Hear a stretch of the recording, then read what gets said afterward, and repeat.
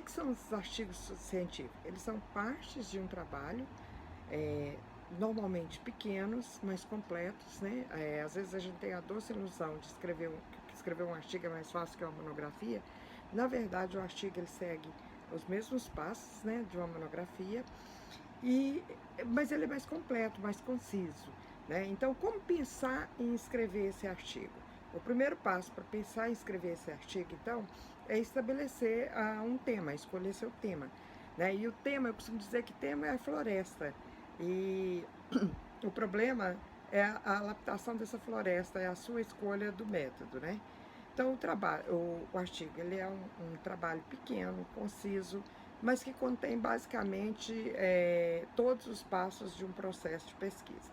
A ABNT divide os tipos de pesquisa em dois, né, a saber, que são os artigos originais e os artigos de revisão. O que são artigos originais? Os artigos originais são aqueles que envolvem a pesquisa de campo. E o que são artigos de revisão? Os artigos de revisão são aqueles que você faz a partir da leitura de outros artigos, como o próprio nome diz, a revisão daquilo que foi escrito. Na verdade, o artigo de campo, ele contém a mais. Ele contém a sua pesquisa de campo e mais a revisão. É impossível você fazer um artigo sem antes fazer uma boa revisão. Então, a primeira dica para quem quer começar a escrever um artigo é você ir nas bases de dados. Nós temos excelentes bases de dados no Brasil, né, e fora do Brasil, que hoje está tudo disponível aí na grande rede. Então, eu diria, o primeiro passo é você estabelecer seu tema. É o que eu vou pesquisar, né? E aí vem aquela dica, você deve pesquisar alguma coisa que é muito da sua área, que você tenha muita intimidade, né? Você deve pesquisar aquilo que é reconhecível no seu campo de universo.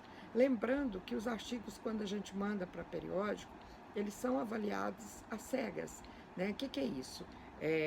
Os artigos, normalmente, eles são avaliados por um editor, que é, no caso, um professor de metodologia, e normalmente por mais um ou dois outros consultores docs daquela revista que recebeu o seu artigo.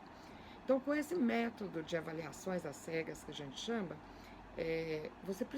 o seu artigo ele precisa falar por você, né? Então ele precisa estar muito bem embasado, né? Ele precisa dizer a que veio ele mesmo, porque você não terá essa chance de encontrar com esse editor, com esse revisor, para explicar, né, do trabalho que você teve para fazer esse artigo.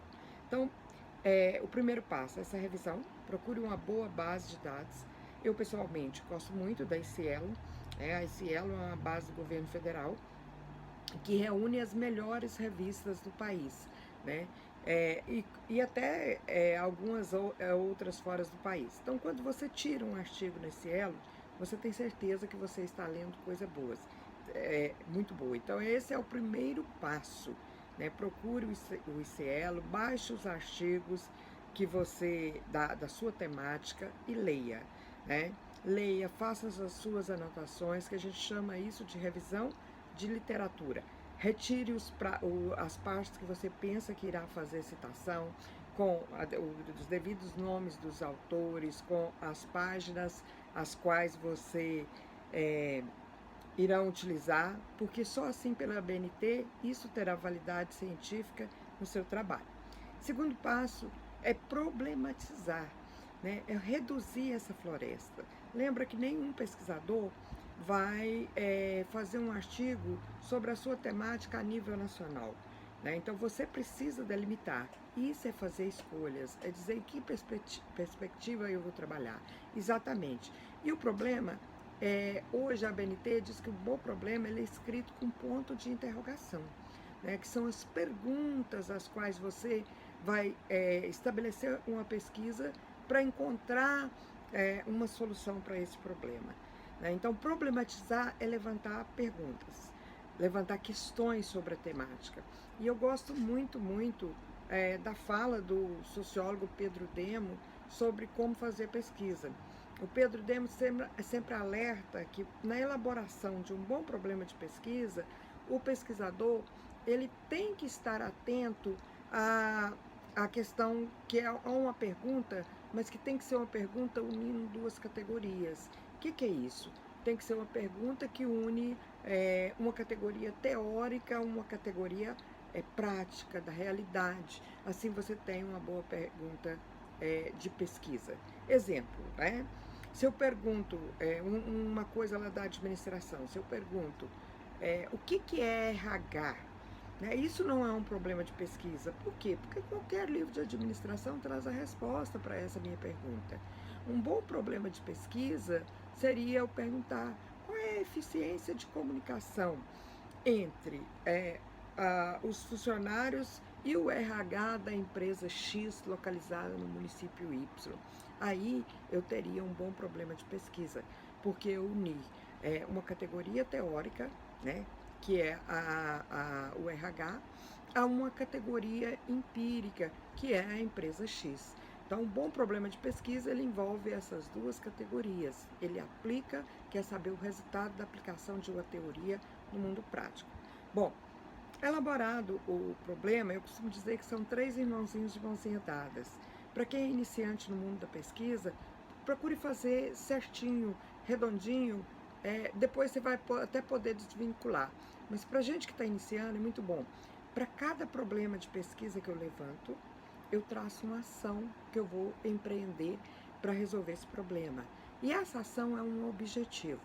E objetivo, gente, é grafado direto, sem citações.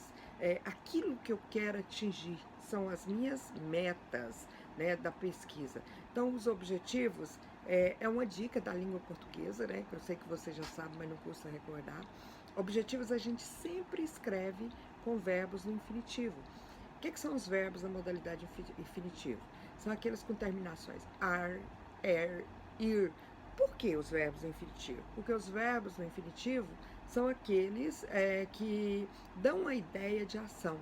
E o objetivo, ele é uma ação que o pesquisador vai empreender para resolver a problemática da pesquisa, o problema de pesquisa. Bom, estabelecidos os objetivos, é preciso a gente pensar em hipóteses. O que são as hipóteses? As hipóteses são as respostas a priori que eu vou dar para o meu problema de pesquisa. Mas é o samba do crioulo doido? Não, não é o samba do crioulo doido. Tem que ter lógica. De onde que elas nascem? Elas nascem da minha revisão de literatura, daquilo que eu já li, que eu observei, que outro pesquisador dessa temática já encontrou. Ela nasce da minha pesquisa exploratória, ou seja, do meu primeiro contato com o campo de pesquisa. Né? Assim que eu elaboro hipótese. E hipótese negada, ela não inviabiliza o trabalho. Né? Você dirimiu uma dúvida científica. Então, é muito importante a elaboração de hipóteses. São os 3 irmãozinhos de mãozinha dadas. E ciência é metódica, é sistemática.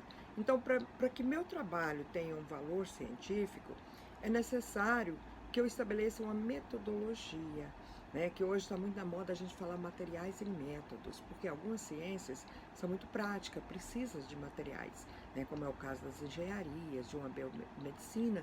Então, elas requerem os materiais. Ciências humanas trabalham mais com a metodologia, que é o como. É como eu fiz a minha pesquisa de campo. É a validação. Isso é muito importante, gente. Né? Dar credibilidade no seu trabalho. Com o que eu fiz? Foi um estudo de caso. Eu utilizei da história oral, eu entrevistei quantas pessoas, como que foi a escolha, a seleção da minha amostra, qual foi o critério de inclusão, né? Como que eu escolhi os participantes da minha pesquisa, né? E como que eu excluí, quais foram os instrumentos que eu utilizei para essa coleta de dados e como que esses dados foram analisados. Lembrando, né, que hoje pesquisa envolvendo seres humanos, a gente sempre tem que conseguir uma autorização de um conselho de ética. Aí é necessário eu procurar a Plataforma Brasil, né, e postar o meu projetinho de pesquisa para que ele seja avaliado e que tenha os termos de livre esclarecido, que depois eu prometo gravar um videozinho falando sobre isso, né, sobre a Plataforma Brasil, que hoje muita gente tem dificuldade nisso, prometo, né, ajudar vocês nisso. E terminada a coleta de dados, eu preciso fazer a análise e a discussão dos dados. O que é isso? Eu vou apresentar meus dados e discutir com outros autores que já fizeram essa pesquisa, outros autores dessa temática. Meus dados confirmam, meus dados vão em direção contrária, né? Você não é obrigado a confirmar, mas você tem que discutir esses dados com outros autores, porque você não está inventando a roda. E o último passo do artigo, meninos, é o quê? É as considerações finais, que são rápidas, diretas, são respostas às perguntas de pesquisa, mas agora não como as hipóteses mais, mas direta, né? A partir dos seus dados da sua pesquisa. São respostas a partir dos dados da pesquisa. Quem fez pesquisa de campo, a partir da pesquisa de campo, vai responder a sua problematização. As referências pela ABNT, a 6023, né, que trata de como organizar as referências de um artigo, sempre por ordem alfabética do autor, obedecendo às regras, tudo aquilo que eu usei e somente aquilo que eu usei. O artigo tem um resumo rápido, né, o artigo não tem capa, as credenciais do autor vêm no rodapé, ele tem um resumo rápido em língua portuguesa, em língua inglesa, às vezes em língua espanhola, depende do periódico no qual você vai submeter. Bom, eu espero ter sido útil, né?